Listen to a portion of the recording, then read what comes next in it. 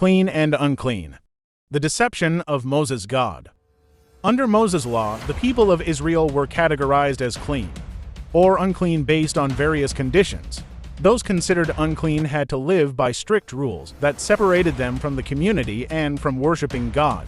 These laws created a sense of exclusion and fear, leading people to believe they were unworthy of God's love.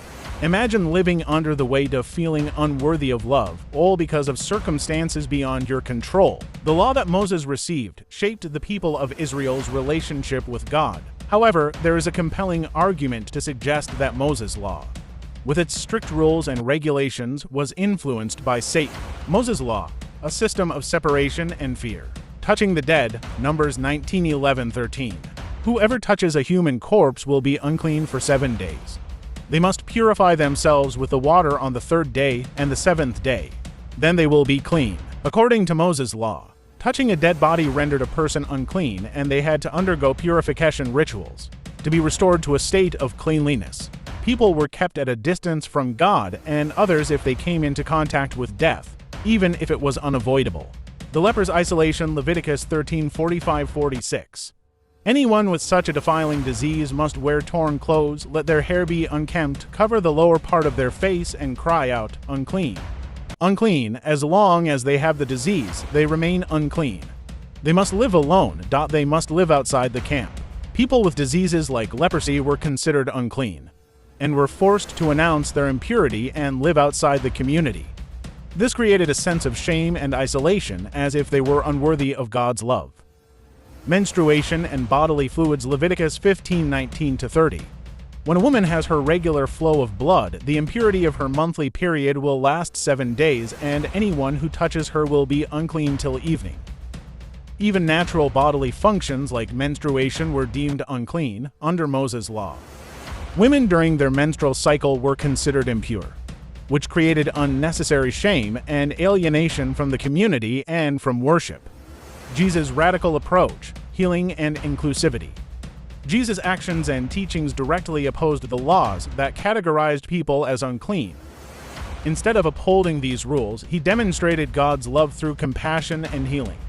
He made it clear that God's love cannot be limited by external factors or rituals. Jesus touches the leper, Matthew 8:2-3. A man with leprosy came and knelt before him and said, "Lord, if you are willing, you can make me clean." Jesus reached out his hand and touched the man. "I am willing," he said, "be clean." Immediately he was cleansed of his leprosy. Jesus broke the law by touching a leper, someone considered unclean by Moses' law.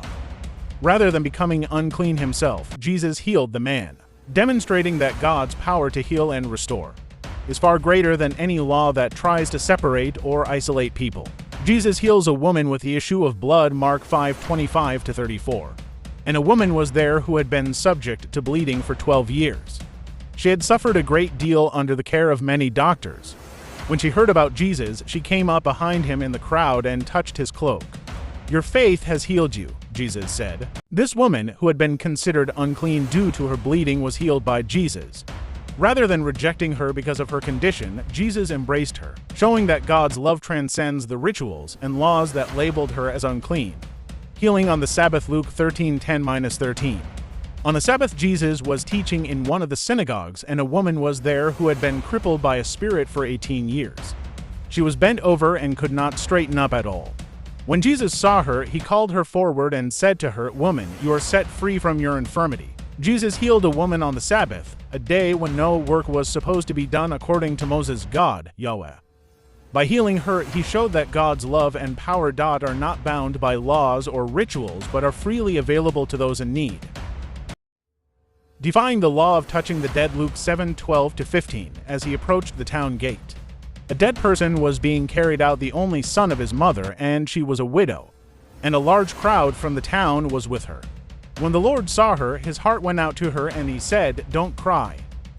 Then he went up and touched the bier they were carrying him on, and the bearers stood still. He said, "Young man, I say to you, get up." The dead man sat up and began to talk, and Jesus gave him back to his mother. In this instance, Jesus defied the law by touching a dead body. Under Moses' law, touching the dead made a person unclean. But Jesus demonstrated that death does not separate people from God's power. Rather than becoming unclean, Jesus raised the young man from the dead, showing that God's power is greater than any law or ritual. What makes a person unclean? Jesus' teaching. Jesus also clarified what truly makes a person unclean. It is not external factors such as touching the dead or bodily fluids. It is the condition of the heart and the words that come from it. What defiles a person? Matthew 15:18-20. But the things that come out of a person's mouth come from the heart, and these defile them. For out of the heart come evil thoughts, murder, adultery, sexual immorality, theft, false testimony, slander. These are what defile a person, but eating with unwashed hands does not defile them. The laws of Moses focused on external purity, but Jesus revealed that true purity comes from the heart. It is our actions and words that reflect our inner nature, not whether or not we follow ritual laws. Moses' God versus Jesus, the battle of true authority. Moses' law, influenced by Satan, was a system designed to separate people from God through rituals that defined who was clean and who was unclean. These laws, while framed as commands from God, led to isolation, guilt, and fear.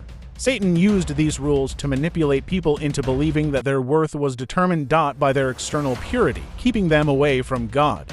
In contrast, Jesus came to break this system. He didn't follow the rules about cleanliness. Instead, he healed the sick, touched the unclean, and raised the dead. Through his actions, Jesus revealed the true heart of God, one that values love, healing, and restoration over external purity. The deception of Satan versus the truth of Jesus. The laws that Moses gave, influenced by Satan, created a system of separation, fear, and exclusion. Satan, as he disguised as God, keep people in bondage and away from the true nature of God. So, which side are you? Remember, you cannot serve two masters at the same time.